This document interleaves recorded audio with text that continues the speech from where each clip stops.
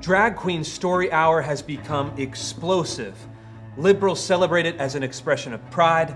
Conservatives denounce it as an expression of sin. But what is the real story behind this bizarre modern ritual? Why are these men dancing for kids in bars, libraries, and elementary schools? The answer is shocking. It begins with the sexual transgressions of a freed slave, continues through the ideological derangement of queer theory, and ends with a group of activists hoping to create a site of queer pleasure with other people's children. This is the real story behind Drag Queen Story Hour. It's part of a plan decades in the making, revealed for the first time right now. Men dressing up as women has a long history. In Shakespeare's England, men played all the parts, including those of women. In the following centuries, pantomime dames entertained audiences with absurd performances. But the first man to call himself the Queen of Drag was a freed black slave named William Dorsey Swan, who dressed in women's dresses and was arrested for running a brothel in Washington, D.C. in 1896. But while Swan's behavior was outlandish for the time, he saw himself as a sensualist, not an activist, an orientation that continued in the drag scene for more than 70 years. Then something changed. Drag suddenly became political. This story begins in 1969 with the infamous Stonewall riots. In the aftermath of these events, Sylvia Rivera and Marsha P. Johnson, two drag queens who participated in the riot, founded a group called the Street Transvestite Action Revolutionaries, or STAR. Their manifesto demanded the right to self-determination over the use of their bodies, the right to be gay anytime, any place, the right to free physiological change and modification of sex on demand. Drag had suddenly become not just a form of entertainment, but a political ideology that sought the destruction of bourgeois norms. In the words of counterculture writer Daniel Harris, after the 1960s, ideology tightened its grip on the aesthetic of drag when gay men began to use their costumes to reevaluate the whole concept of normality and thus carry out a crucial part of the cross-dresser's agenda: revenge. The transgression was the point. The modern drag queens were no longer private libertines or pantomime dames. They were left-wing revolutionaries who wanted to overthrow the system through sex. As Harris described it, men now wear such sexually explicit outfits as all gowns with prosthetic breasts sewn onto the outside of the dresses, black nighties with gigantic strap-on dildos, and transparent vinyl miniskirts that reveal lacy panties with strategic rips and telltale stains suggestive of deflowerment. Drag had become a political weapon.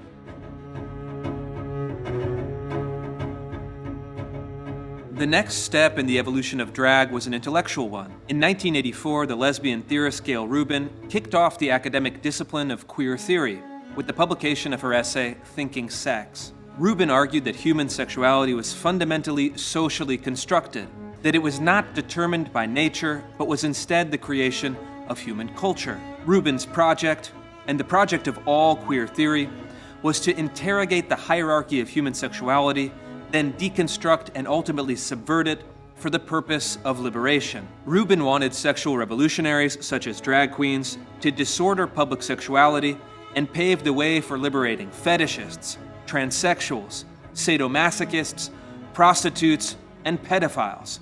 Yes, pedophiles. Rubin denounced fears of child sex abuse as erotic hysteria, railed against anti-child porn laws, and argued for normalizing the behavior of those whose eroticism transgresses generational boundaries, or in her words, boy lovers. The next evolution arrived with Judith Butler and her book Gender Trouble. Butler took the basic insights of queer theory and supercharged them with postmodernism. She made an elaborate theoretical case for treating drag queens as the vanguard of the sexual revolution. She argued that all sexuality was a social construct that could be reshaped through performativity. Since there is nothing essential about concepts such as man, woman, or sex, Butler claimed, all of these categories could be subverted and redefined through new performances. And drag queens were the perfect vehicle for this subversion. They could disrupt static notions of gender and undermine what Butler called the system of heteronormativity, the rule of white male heterosexuality, the ultimate enemy. All of the pieces were in place. The performers had adopted the ideology, the intellectuals had constructed the theory. The final necessity was action. Enter Drag Queen Story Hour. It's a brilliant political move.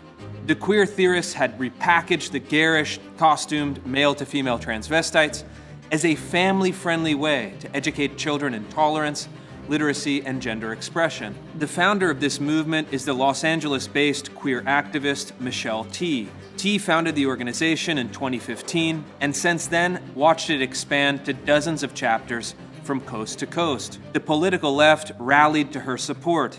The government of New York City subsidized dozens of drag queen story hours in the city's public schools. The Attorney General of Michigan called for a drag queen for every school, and California State Senator Scott Wiener even suggested legislation to offer Drag Queen 101 as part of the K-12 curriculum.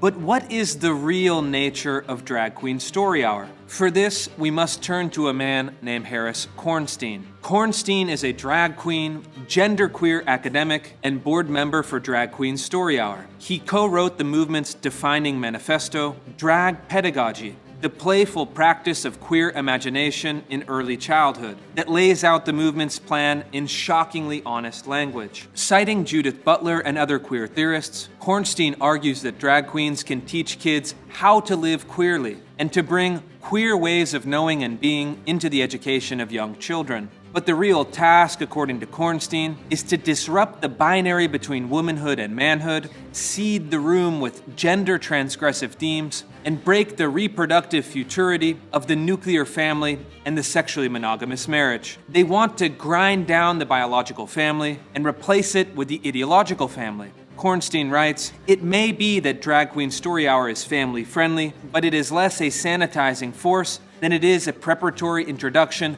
to alternative modes of kinship. Here, DQSH is family-friendly in the sense of family as an old-school queer code to identify and connect with other queers on the street.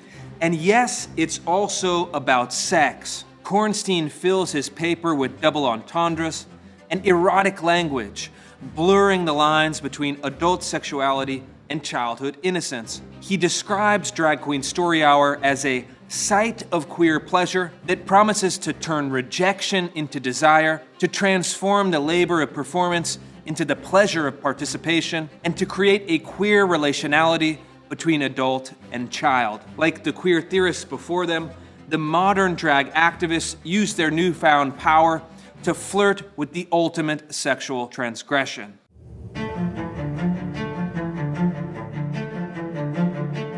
Despite the warning signs, the activists behind Drag Queen Story Hour have been remarkably successful.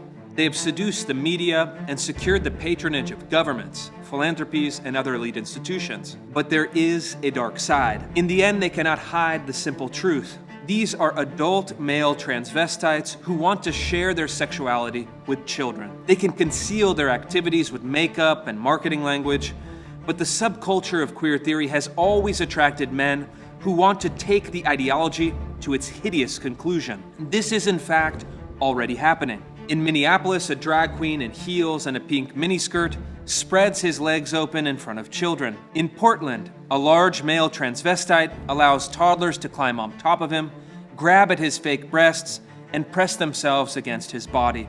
In Miami, a man with enormous fake breasts and dollar bills stuffed into his G-string grabs the hand of a preschool-aged girl and struts her in front of the crowd. And still others have gone further. They have committed the most heinous crimes and have used drag queen story time to gain access to kids. This must change. Once the public has understood the true nature of Drag Queen Story Hour, the only way forward is to quickly restore the limits that have been recklessly abandoned and to send the perversions of queer theory back to the margins.